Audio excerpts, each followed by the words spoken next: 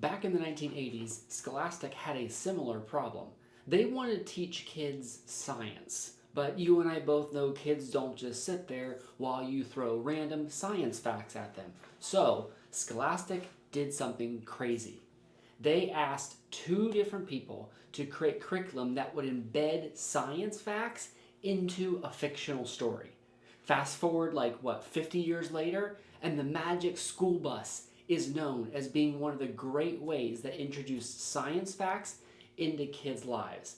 I think it's that strategy that will help you engage your Sunday school class. So today, I want to show you a 3-step formula.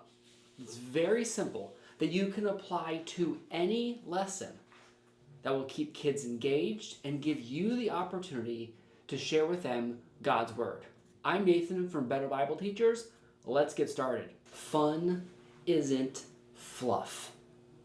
See, a lot of us think that fun is a distraction. All right, when kids are laughing, when they're having fun, that's a distraction. That's not giving us the opportunity to teach them the important, serious truths of God's Word. And no doubt, God's Word is important and serious truth that they must know. But if we think fun is just fluff, we're in danger of never having the opportunity to actually share with them God's Word. It's not a distraction, and fun's also not a waste of time. Fun is actually a funnel. Let me show you how it works.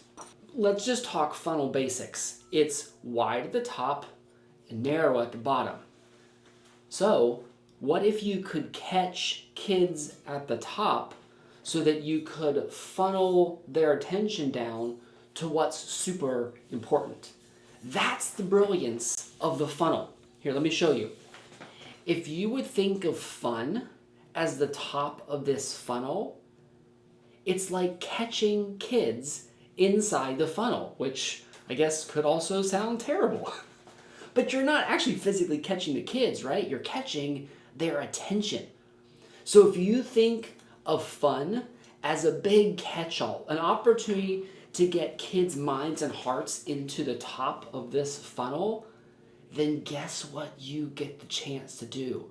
Once they're interested, they can fall down the funnel, and it's then, after you've caught them with the fun, that you can deliver the truth of God's Word.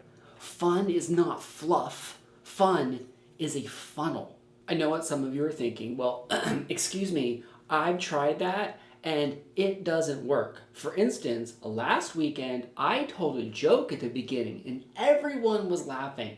But then sure enough, by the middle of the story, everyone was doing their own thing. Well, I guess you proved me wrong. No. Listen, you did it. Telling the joke, being funny, having fun was the funnel strategy at work. But you're forgetting a key part. See, it's not all about catching kids at the top of the funnel and then knowing they're just going to stay focused forever after you've introduced fun. No, that's why the funnel is so genius, because once you get kids' attention and you feel like you're losing them, well, then what do you get the chance to do? Catch them with more fun. The funnel isn't a single strategy for your entire lesson. Think of it almost as a loop. You can catch kids with fun.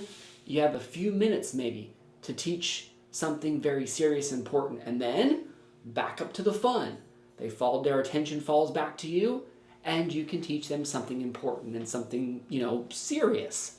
See, again and again, fun is not fluff. Fun throughout your lesson is catching their attention so you can teach them something important. So think of the beginning of your lesson as the top of the funnel, but also think of the middle of your lesson as the top of the funnel. And maybe even one more time, right before you conclude and you deliver that final important point. Catch them. Right before you finish, catch them with more fun so that you can bring home the most important part of your lesson. So you can remind them of what you don't want them to forget this week. I know. Now you're thinking, well, that's great for you because we see you being funny, but As a teacher, well, I just don't feel like I'm that funny. Like, I'm not really a jokester. That's fine. You don't have to be. Having fun using this funnel strategy isn't about you being a stand-up comedian. It's about capturing kids' attention. And there are numerous ways you can have fun in class, including, why not enter class dressed up as a Bible character? No accent needed. Why not tell the story as a Bible character? You don't think that would get their attention? Or use a mystery box. So bring in a box filled with props that you can use for your story, and one by one, bring the props out of the box. It's unexpected, it's fun, and it captures their attention. Or have an envelope delivered to you during class labeled top secret, and it has some sort of clue for what you're going to talk about. Or just do something unexpected. Get up, walk around the room, march, go sit in a different space. Break the rhythm, do something different. Again, just sometimes physically moving is enough fun to keep kids engaged. And we all know, for those of us that have taught the same grade several years in a row, what works for one class might not work for another. So make yourself a list of a bunch of fun ideas, bring them to class, try them each week, and see what works. I bet you'll find a few tactics that your kids consider fun, and then you can use our funnel to keep their attention so you can teach them God's Word. Still not convinced? Well, consider this. When do you typically have your best ideas? I'm going to guess it's not when you're sitting at your computer with a blank screen in front of you trying to type out, like, what would be some fun ideas for class? Feed them flavored goldfish. No, I doubt that's how it happens. Now, you might start here, but when does the spark of the really good idea happens?